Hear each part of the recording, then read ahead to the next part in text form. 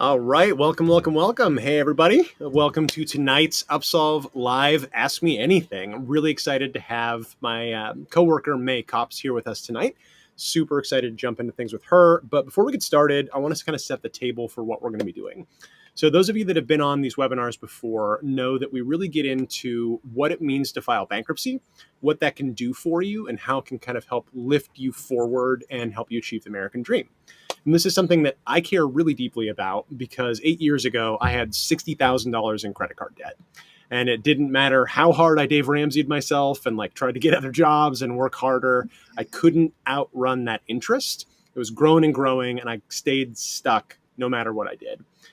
Couldn't get out of it, ended up on food stamps, and I was really embarrassed. And one of the things that I discovered digging my way out and ultimately finding bankruptcy, which set me free from that debt, is that there's a lot of shame around debt, right? It's something that we are afraid to talk about as Americans. And because we're afraid to talk about it, it's really hard to escape it because you don't get to learn from other people. And so the goal of these webinars is to help you learn from our experience, learn from each other, and figure out how you can break free from your debt and move forward. Really excited to be doing this. Happy to answer any questions that you have. Throw them in the chat as they come up. We'll answer them as we can. So we're going to be chatting with Mae about a whole bunch of big things tonight. Run through some big picture things we've talked about before. What the heck is Chapter 7 bankruptcy? We've gotten questions like, how do I know if I qualify for Chapter 7? What's the means test that I keep hearing about when I think about bankruptcy? What happens to my credit when I file? How long does this take? What can I do to make sure I don't mess this up? Things like that. So if those are questions you have, throw them in the chat. We'll answer them. But you can also ask any other questions like, Mae, what was it like being a private chef on a boat growing up years ago, which is something we'll probably talk about here in a bit. So if you've been wondering about these things or something totally different, drop it in the comments and we will answer it. All right, Mae.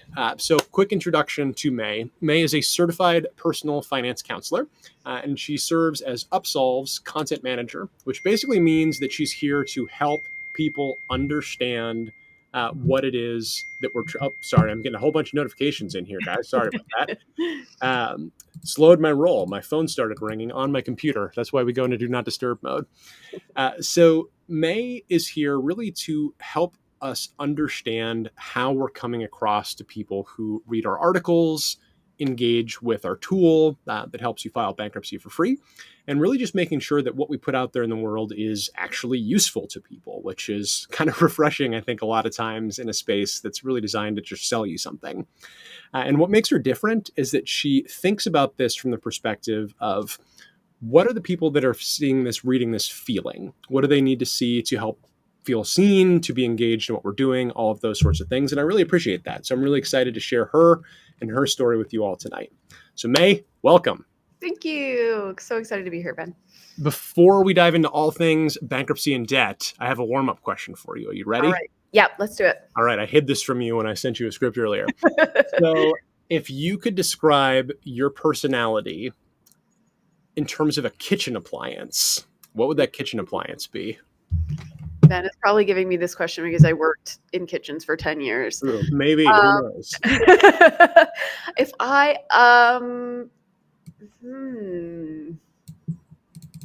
okay, I'm just going to go with the first one that comes to my head, and it's a tool that might seem like a luxury item in the kitchen, but it's actually very inexpensive, and I use it all the time, which is a microplane. Which is a zester, and it will do a very fine grate as well on, like ginger and garlic.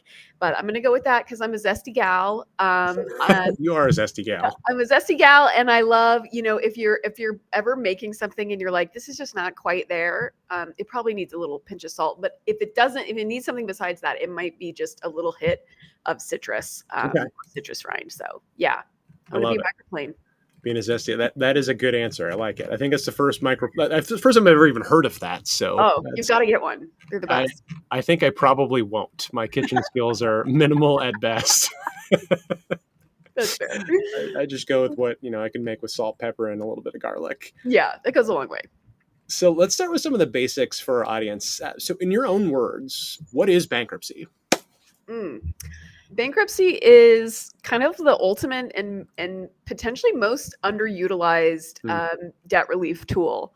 I think bankruptcy it's a financial reset. for folks who are really drowning in debt and cannot figure out how to pay that debt off in the next few years. Mm. I think that's kind of the key, because people will try. I see this with our users so much. They try and try and try to kind of solve a puzzle that doesn't have a solution, like the math isn't mathing. Mm. And that's usually because of the interest rates that you were talking about Yeah. earlier. People take on a certain amount of debt, maybe through credit card bills, or medical bills are a really huge one that bring a lot of people to bankruptcy. And those tend to be, these humongous numbers that it's very hard to make inroads on. Mm. So if you can sit down and have a really honest look at your finances, which is hard to do, especially if you're feeling overwhelmed, you're like, I don't want to see this. Yeah. But if you can do that and take a really honest look at that and your income and say, can I, even with the best made budget, the best plan out there, can I legitimately make inroads on this debt? And the answer is no. And if it is, that's okay. To say bankruptcy might be the way to go, because you're just going to kind of hit the reset button, get a fresh start, and be able to kind of go from there. So it's a major lifeline for a lot of people. Love that. How would you describe what Upsolve does as relates to bankruptcy? Oh, that's a great question. Upsolve is kind of a support guide for folks through bankruptcy. It takes people through step by step. We have a quick screener that just takes a couple of minutes. We do have some limitations on who we can serve, but we are able to serve a lot of different folks if you have a pretty simple case. And that usually just means you don't own a house. That's the big one. You can still absolutely file bankruptcy if you own a house, but it often takes legal help. And we are basically here to help people file without having to get legal help. And a lot of folks who are eligible for Chapter 7 and for whom it would be a good fit are totally able to do it on their own. The biggest blocker there for most people is that there are these 26 forms, many of them multiple pages long, and they're just filled with legal jargon. And so what we kind of do is we just ask you in normal people words, various questions about not lawyer words. Yeah, non-lawyer words. I always say normals. I think of myself as a normal. I had to do a lot of learning, a steep learning curve, to kind of understand what all these words mean. But yeah, if you've ever filled out forms for anything government related, you know what a total headache it can be. And if you're under the gun with financial stress, you have credit calling you. We see lots of people who. Oh, lost your audio for a second, Mae. Am I back there? Yeah, you're back. That's so weird. It just muted itself.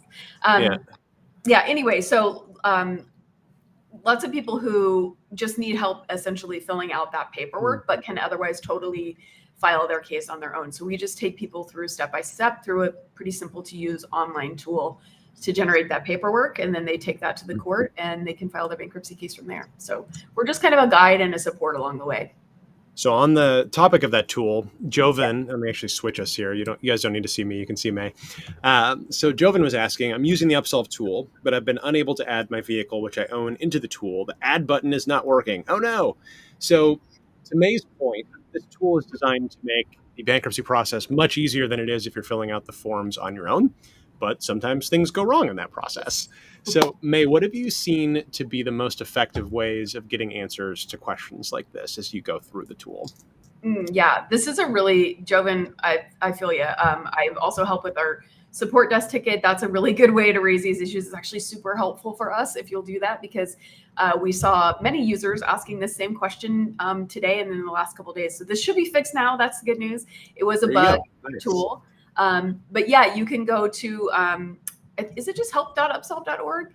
Now I'm forgetting the help site, and you can submit a request. I believe so. Right in there. And that's the best way to get a hold of us. Or we're on the social media. You can ask us questions there too. Yep, it is help.upsolv.org. Okay, woo! Yeah, that's our help center. Memory, nice. Has lots of great articles there, but if there's glitches like that where you're like, this isn't like a larger piece of information, I'm just stuck on something, you can just say submit a request and it'll come right to someone on our team and we can look into it. Well, and just so y'all don't miss it, because Mae mentioned this sort of in passing, so she does actually help review petitions. So at Upsolv, you're going through a tool, you can kind of think of it as TurboTax, right? Where you answer questions, those questions fill out a form. But what's really cool about Upsolv, and I think one of the things that makes us unique, is we have people like Mae who take a look at those applications when they're done, just to make sure that there's no big red flags on it, that, if you've had questions as you go, those questions get answered before you file. So we definitely don't leave you in this on your own. We're here to support you through that every step of the way. Yes, absolutely. So Mae, you could have done many things. You have a wild and wandering story that I think our audience would love to hear, because as you know this from talking to users, everybody's story is unique and different, and we all experience the debt that we have in numerous different ways and come to it in numerous different ways, and we all have a story to tell. So how did your path bring you to this work? I did have a very winding path to get here. I actually started a little over 4 years ago as a contractor for Upsolve, doing copy editing work, which I loved. I still get to do some of that. And I do a lot more other things now, writing and support, which I love because I get to interact with users. But I think that I probably had a propensity for this kind of work because I did kind of grow up as a poor kid. I know what it's like to be, on food stamps, on the free and reduced lunch, taking advantage of lots of social services. I was raised by a single mom, one of 4 kids. So I really feel a lot for our users who are in these financially precarious places. My mom worked so hard as a single mom trying to raise the 4 of us, and still really struggled to get by. So I relate to that a lot. And I was really drawn to the mission-based work of Upsolve, and I was just ready to work with my brain and with words again. So I had, as we kind of talked about at the beginning, I had worked for 10 years as a cook, which was amazing because that's probably the most useful skill set a person can have. Serves me in my personal life, and we need to eat. Everybody's got to eat. It's a really fun way to be able to bring people together and build relationships, but very arduous as a day job to have. So I can't cook for myself, much less anybody else. Yes. Yeah. You're just kind of cranking. I worked in some really, really beautiful places. I get to work in mountain towns. I live now in Idaho, and I came here originally to work as a cook in a mountain town. And I've done some work trade in Central and South America, cooking in kitchens, so I can just travel and bum around for a while. I'm definitely much more rooted now, but I got to work in Alaska on a research boat. I was cooking for them. I ran my own food cart there for a little while too. And I think actually kind of a weird bridge between the two was I started working as a newspaper reporter in Alaska. And I was like, oh, I really like this. This is really kind of fun. I like to research things. I like to learn about stuff I don't really know about. I'm a really curious person, which is one reason I really liked copy editing too. So when I first came to this work, I didn't know a lot about bankruptcy. I had to learn a heck of a lot. I'm still learning all the time. I've been doing this job for years, and I still learn so much all the time. But that's kind of what brought me here and what's kept me here. I love a challenge, and we're always this team is really always trying to figure out how to kind of give that 11-star service for our users, which I love. And there's always room for improvement. As Jovan kind of showed us, hey, you got some issues with your app. Okay, cool. We're gonna work on that. So I really like that aspect. This is my favorite follow-up comment of all time. Amazing. Good job, Mae. Thanks to our engineers. They're so amazing, and that is so not my skill set. And I just think what they do is absolute magic, and they're so responsive. It's incredible. So what is your skill set? We talked about a couple things you do. We talked about you were a cook in the past. What do you do on an average day at Upsolve? On an average day at Upsolve, I do a couple of different things, which I like. I like a little variety. A lot of what I'm working on right now is revamping some of our older content. So we have a really great Learn Center. It's got articles on topics from different kinds of debt relief. If you're trying to research your options, do you want to do debt settlement? Do you want to do a debt management plan? We talk about that stuff. We talk about how credit scores work. And then, of course, we have a ton of content on bankruptcy and how bankruptcy works and how to decide if it's right for you. And there's so much content on there that some of that was written a couple years ago before we kind of knew some best practices. And I think we've just learned a lot too, just kind of evolving our voice and how we want to talk to people, integrating a little bit more kind of directly what we've heard from users about different things. So spend time, just with a Google Doc open, editing and changing articles, thinking about how to structure them based on what I know is most important to users to learn about, making sure they're readable, clear, probably not like fun, but not totally boring, not like something that's going to put you to sleep. So yeah, that's a big part of what I do. And then I also facilitate our Facebook group. We have an awesome Facebook community of folks who have used the app or are using it now. They mostly are talking to and supporting each other, which I think is really cool. But I just, make sure there's no weird bots in there, or answer questions that if people aren't, if there's a lack of clarity around something in the comment section, I'll hop in and provide some clarity there. Again, that's a place where people will surface like, hey, I think there's maybe a bug with the app, which is always really helpful. And then I'm working more directly now with petitions and with our help desk to help people kind of get unstuck and get through the app. I think those are the main things I do. And occasionally help you with stuff like this. Yes, exactly.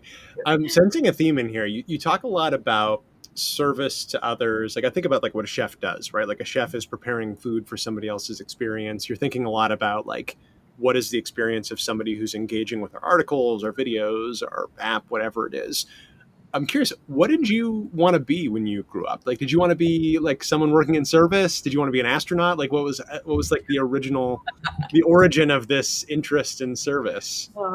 I feel like I had such a narrow concept of what types of jobs were available when I was a kid. I was kind of one of those people who was like, you could be like a teacher or a doctor. And so I thought, oh, I'll be a teacher. That's the one that makes sense for me. I never had any like super, highfalutin dreams. But teacher's highfalutin. It should feel like it get more flowers than it does. Yeah, very important work. I was kind of on that path for a while. I was in a PhD program for sociology. It feels like eons ago now. Mostly because I wanted to be a professor because I studied sociology in college and it just totally blew my mind.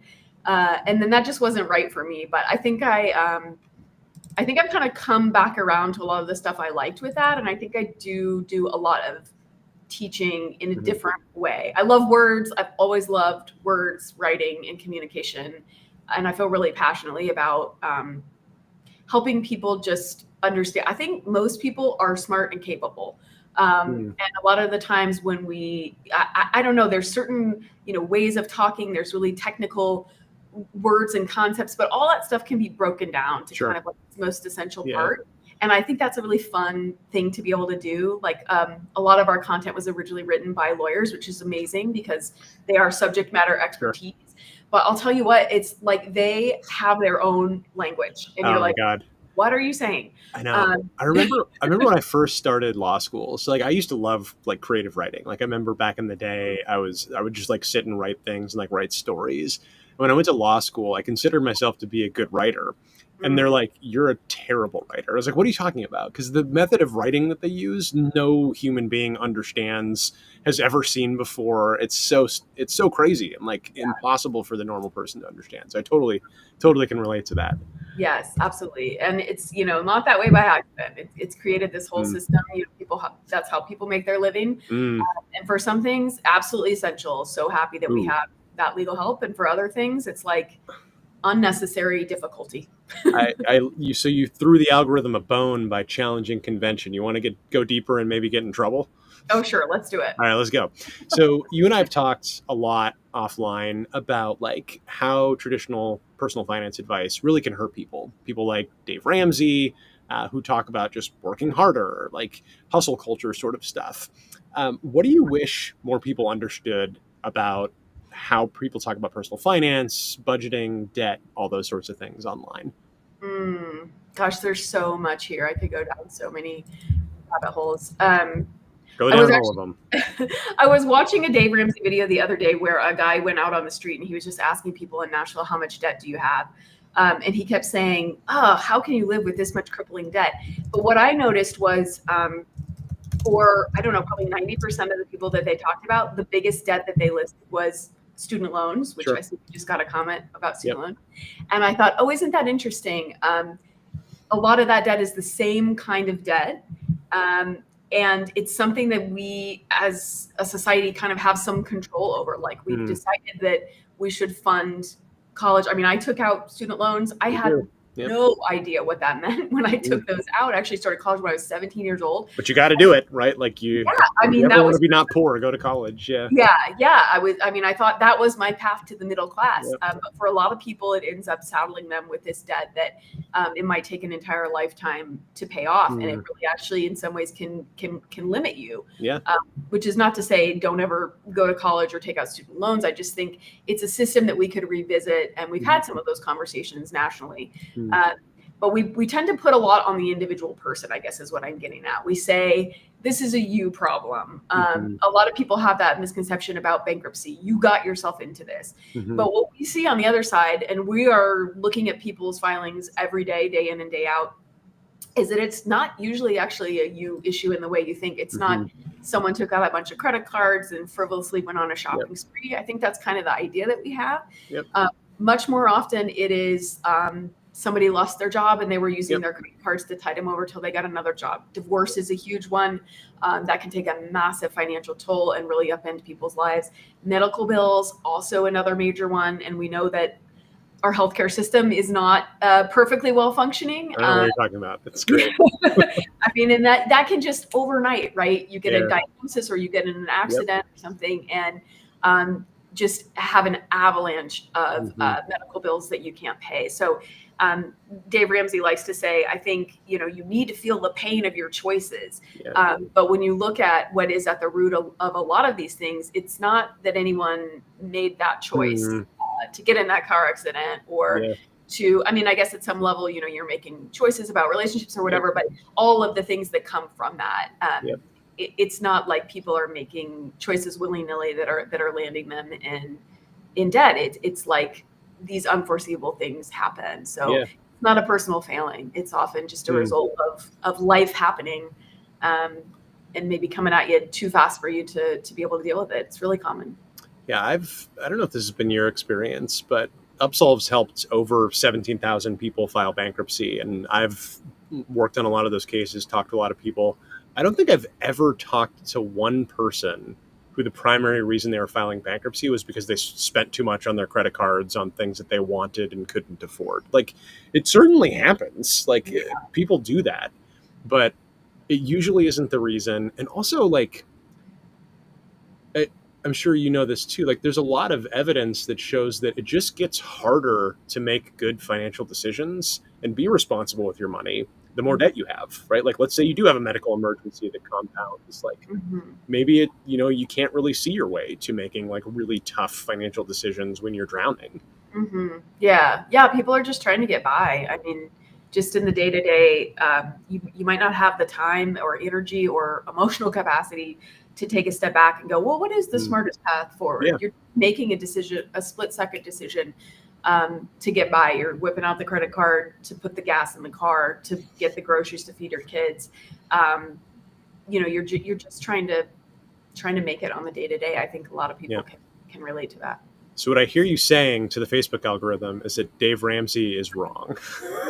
Dave Ramsey did so many things wrong. And at the end of the day, he himself filed for bankruptcy and got a fresh start. And, built his empire telling people not to do that, which I just think, how is that? I don't understand. I think he has some great advice when you are in a more solid financial place. If you want to learn about budgeting and things like that, there's some really great advice there. But in terms of kind of like ringing the shame bell, I just think of the Game of Thrones Walk of Shame. I don't think that's helpful for anyone. I think that it can keep people in a much more stressed out, self-blaming. Look, so many of us are so good at critiquing ourselves and being our own worst critic. We don't really need other people telling us all the things we've done wrong. What we need is someone to tell us how to make a better choice and move forward and to support us also in doing that. And Tamer, I promised I'd answer your question, but yeah, I totally agree. Hard to save for a rainy day when you're in debt. Like, all of your rainy day money goes to your debt. Yeah, like, absolutely. It wasn't like I needed to work hard. I was working 60, 70 hours a week, but all of it was going to the interest on my credit cards. And once I got out of debt, all of that same work ethic made me like relatively wealthy. Like, I live in a house now that I never thought I could afford because that same work ethic actually mattered. It put money in my pocket instead of in the credit card company's pockets. Tamer, I promised we'd answer your question, so let's pull it up here. So what is the latest on student loan discharges through bankruptcy? Is it nearly impossible again with this admin? Mae, what do you think? Good question. I was really worried about this when the administration changed.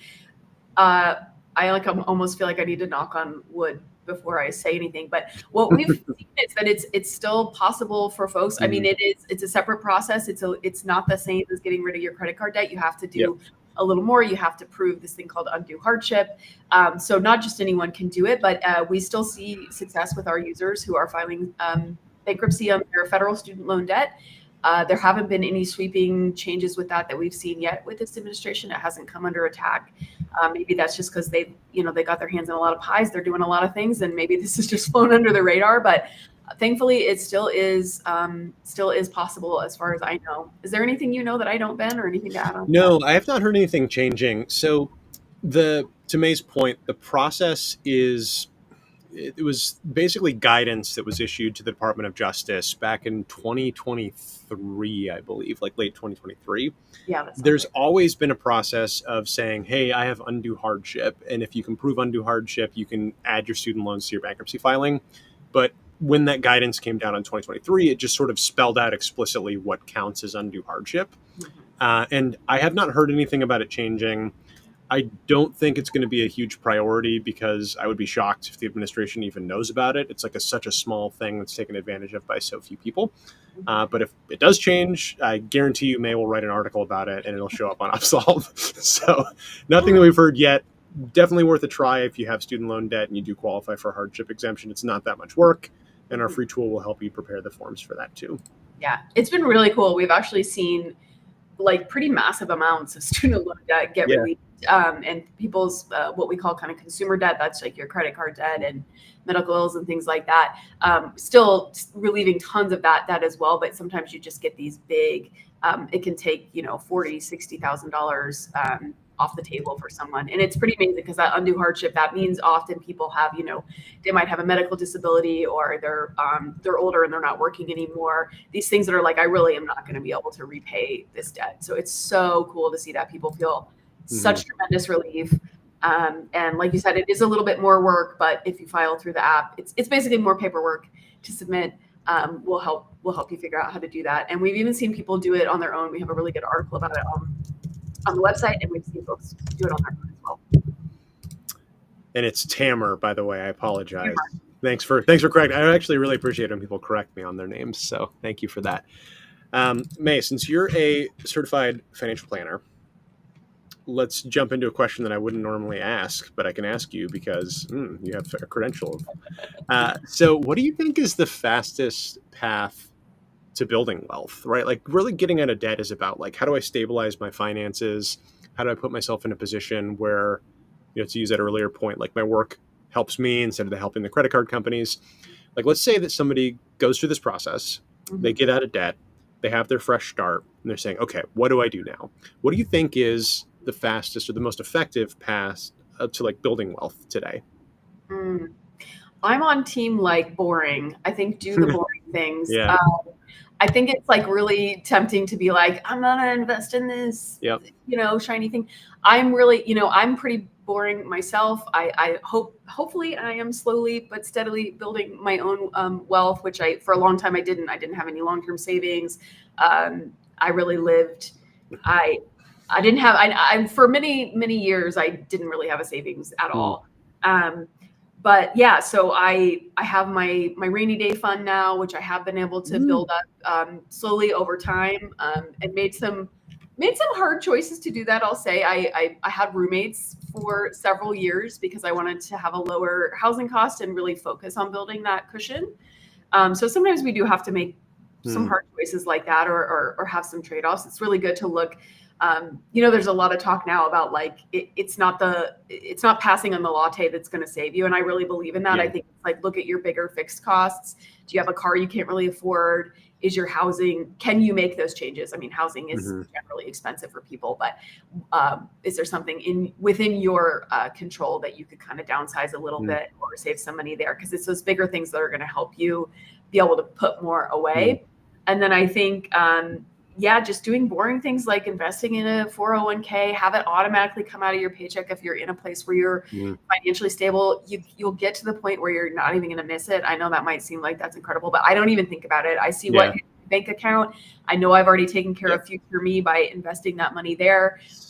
Helps me. Amazing. Like it's actually amazing. Like you just adjust. Like your brain is so flexible. Like you make more money, you adjust to make more money. You make less money, you adjust to that. It's like the same thing happens with savings. Yeah. It's really cool to do if you get a raise. You just increase, you can just pretend like you're still living on that old income and you put that new amount of money away and you just pretend like it never happened. You celebrate yourself for your raise, but you also, in terms of your day-to-day, pretend like it didn't happen. Yeah, definitely. So do boring things, automate things as much as possible. And I think it's an important thing for people to hear, right? Like there's a lot of self-help get rich quick people online, right? Like I won't name any names, but like Andrew Tate. Right? Like you got to hustle, make a bunch of money. And it's always like the craziest, it's all lottery type things, right? Like can I pick stocks better than, people that are educated and that do this as a full-time job? Probably not, right? Like I think I'm smart, but I know I can't. And can I make a bunch of money on cryptocurrency? Maybe, but most of the people that make money on cryptocurrency are the ones that got in early and scammed everybody else. And they made your money by tricking you. So it can be really like especially when you've been struggling, and I know this because it's happened with me, like it can be really appealing to jump onto things that are really just gambling to build your wealth. And it really is like the boring things that help you do this over time. And it's important to not get distracted by those things because there's a lot of people trying to convince you to get rich, and if they're getting rich doing that, you should probably be suspicious. Yeah, it's true. I think it's okay to be boring. Embrace being boring, doing what works. It's less work.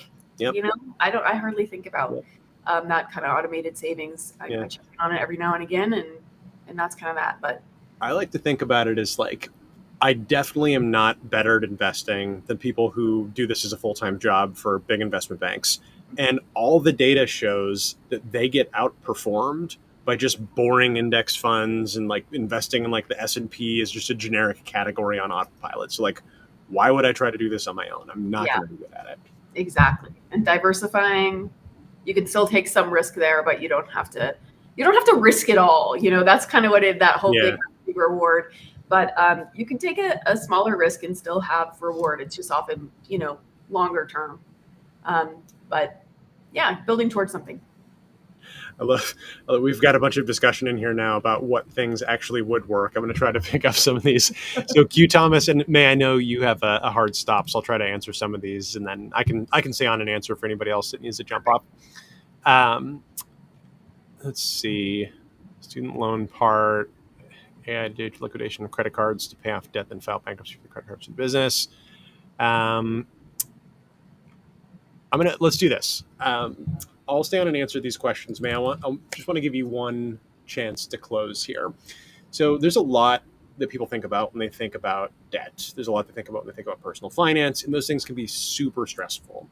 So what's the one piece of advice you want to leave our audience with if they're feeling stressed, overwhelmed, ashamed of their debt and their financial situation? This is so funny. I just came from therapy. I was telling Ben before we got on. So I'm kind of in that mindset because my sister went through something really, really stressful this weekend. And she kept saying she's really hard on herself. And I recognize it because I do the same thing. And she kept saying, why do I feel so stressed out? And I said, because this is stressful.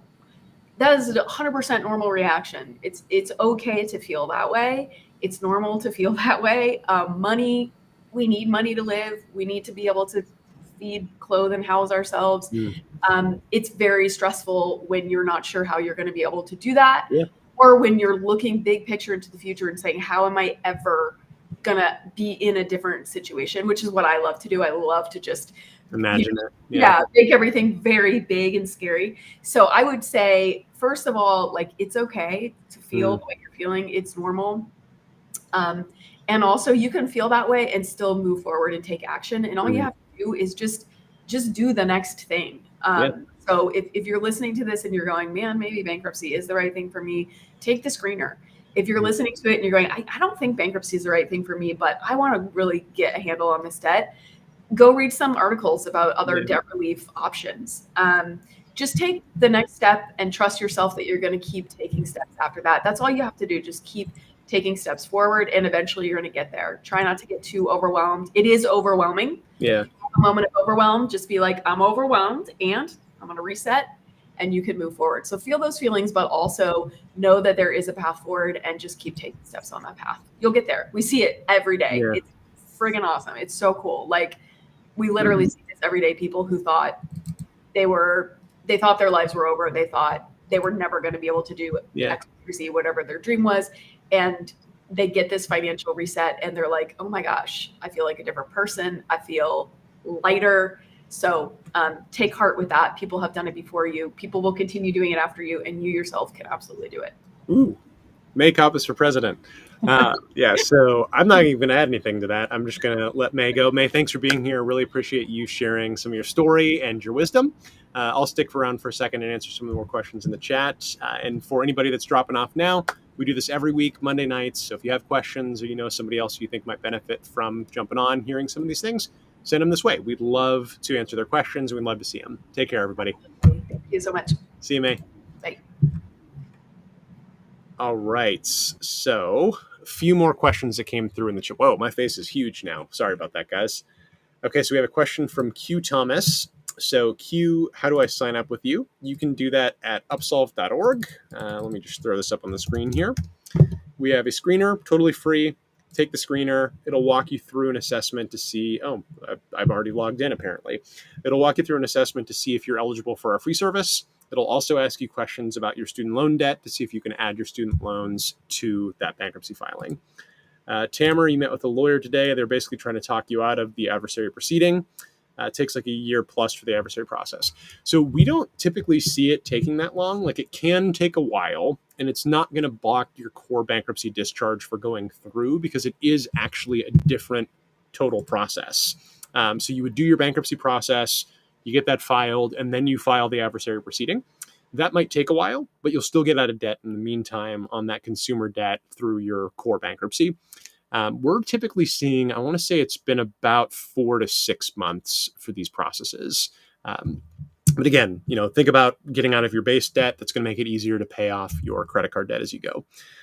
Food stamps, business credit card debt that was personal guaranteed file bankruptcy on the personal side. Credit card debt that was personal guaranteed file bankruptcy. Yeah, so this is a great question. This kind of depends. So this question is basically, can I include my business credit card debt on my personal bankruptcy filing if there was a personal guarantee on that? So generally speaking, if there's a personal guarantee on it, it's considered your debt and you can file a personal bankruptcy on that debt. Now, usually the business is going to need to also file bankruptcy, and then that would pass to you, and then you would file bankruptcy on that debt because it doesn't technically belong to you. This can get a little bit complicated. So this is typically a situation where you'd want to talk to a lawyer. I'm not a lawyer, not legal advice. It's a little bit challenging situation. I'd want to make sure that you get the right advice there. Food stamps. Okay, I love that though. Food stamps to 100K play. Yeah, I was in that same position. I was on food stamps, and within about 2 years of filing bankruptcy, that was about what I was making. So I see you there. Is there a way to just use Upsolve for the student loan part? Lindsay, I appreciate this question. This is something we've been thinking about. Does it make sense for us to just do the adversary proceeding? We don't do that right now, unfortunately, but we do have an article. Let me see if I can find it for you here. How to Upsolve, that walks you through the whole process of how to do it. And I guarantee you that if you send an email to help@upsolve.org about this, someone, probably Mae, let me just throw this up on the screen, will help walk you through that. There you go. So if you go to this article here, which I'll drop in the chat as a response to this question from Lindsay.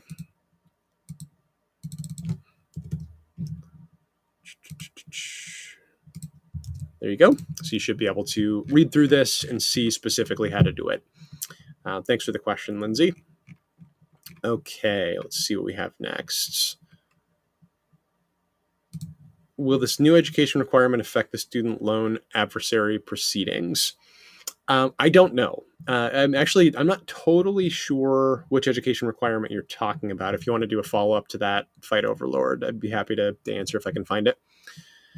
Today is my deadline for objecting to discharge. Do you know how much longer it will be until I know the discharge and how soon I could purchase a car after discharge? Rita, congrats, you filed. That was the hard thing. So I'm really, really proud of you for doing that. And you're about to have that fresh start, which is so cool. Like I remember when I walked out of the court with my discharge, the feeling of weight lifted off my shoulders and like the joy and like the sense of opportunity and potential. Oh my God, I can't even tell you. Can't wait for you to feel that. So today's your deadline for objecting.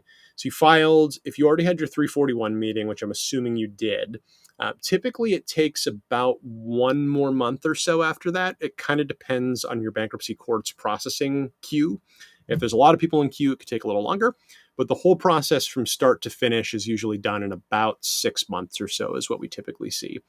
Now, how soon could you purchase a car? You can purchase a car the same day. Like it really depends on what your what your credit is before and after, and what sort of loan you're willing to accept. Obviously, the more you can put down, the more likely you are to be able to get financing. I bought a car. I'm trying to think of when I bought my car after that. I didn't buy a car till like 2 years after, but I was able to get credit cards almost immediately, which is a similar process. So you should be able to get a car pretty quickly, and I'm excited for you to be in that position. Okay, is there a set amount to file bankruptcy? So there's not technically a minimum, but you can only file every so often. There's time limits to when you can file based on the type of bankruptcy that you file. And so it's important to make sure your debt has sort of reached like a critical mass and you're not expecting a whole bunch more coming. And so if you don't have above around $10,000 in debt, the Upsolve tool actually won't let you proceed with our free tool, because from our perspective, that's a position where there might be a better option for you than filing bankruptcy. So something like a debt management plan, negotiated settlement, something along those lines. So our tool won't allow you to file if you have less than 10,000, but there is technically no limit to it. Like you could file a bankruptcy on like $500-$600. It's just going to be a question of when you talk to the trustee, are they going to believe that you actually need that discharge on something that low?